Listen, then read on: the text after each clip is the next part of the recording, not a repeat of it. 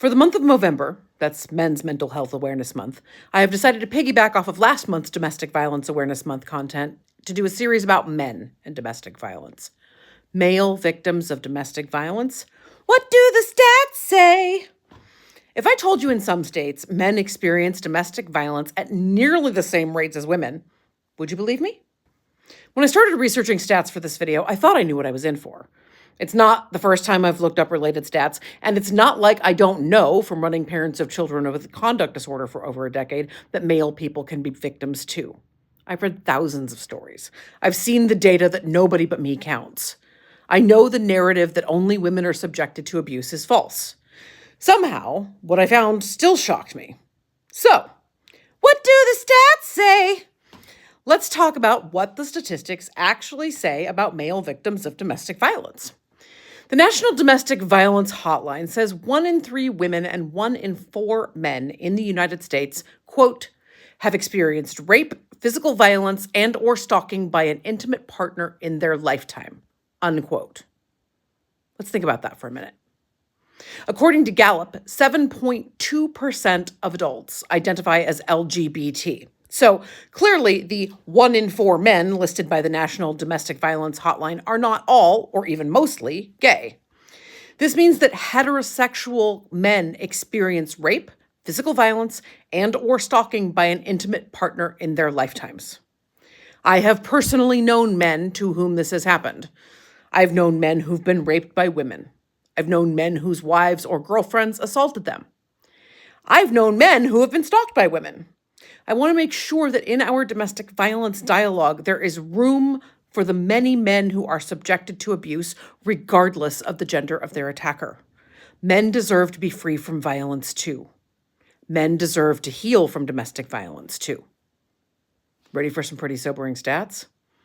According to the National Coalition Against Domestic Violence, here are the lifetime rates of intimate partner violence. That's physical violence, rape, or stalking by a romantic partner in the United States, with the 5 highest rates for males. In Oklahoma, 40.7% of men will experience domestic violence in their lifetime.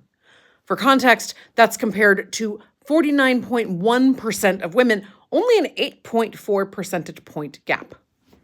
In Oregon, 36% of men compared to 40% of women, only a 4-point gap. Tennessee, 36.8% of men compared to 40% of women, only a 3.2 gap. West Virginia, 36.3% of men compared to 39.4% of women, only a 3.1 point gap. That's actually really hard to say. And Idaho, 38.2% of men experience intimate partner violence in their lifetime, compared to 33% of women. Let that sink in.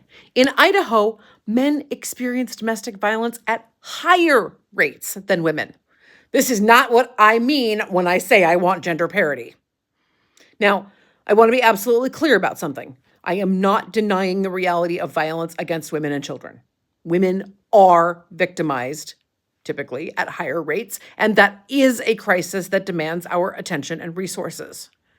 What I'm saying is that everyone deserves to live free of violence. When we frame this issue as violence against women and children, we're not just excluding men from the conversation, we are normalizing violence against them. Normalizing violence against men helps no one. Violence is the problem, period. Not violence against specific demographics, violence itself. Now, here's something else you need to know about these statistics. Notice I said intimate partner violence. That's violence from a spouse, ex-spouse, or dating partner. You know what's not included in these numbers? Violence from your own children. Child-to-parent violence isn't counted as domestic violence in these statistics.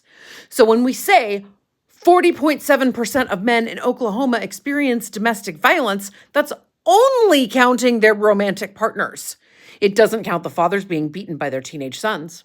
It doesn't count the dads being attacked by their daughters.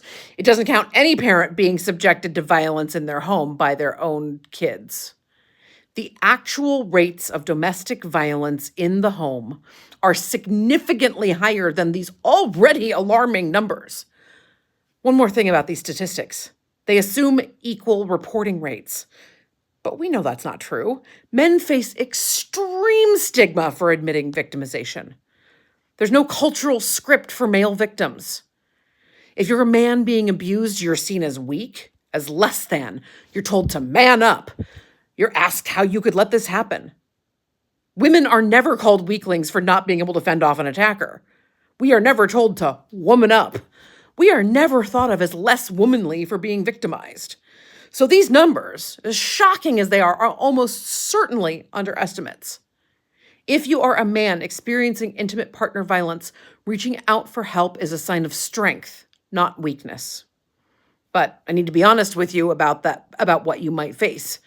Many police departments refuse to take reports when the victim is male. You might call for help and have the officer assume you're the aggressor. You might be the one arrested, even with visible injuries. The Duluth model, which many departments still use, assumes the larger, stronger person is the perpetrator. So if you need help, document everything. Take photos of injuries. Keep records. If you need support, look for domestic violence resources that explicitly include both genders as members. Organizations that say survivors rather than women.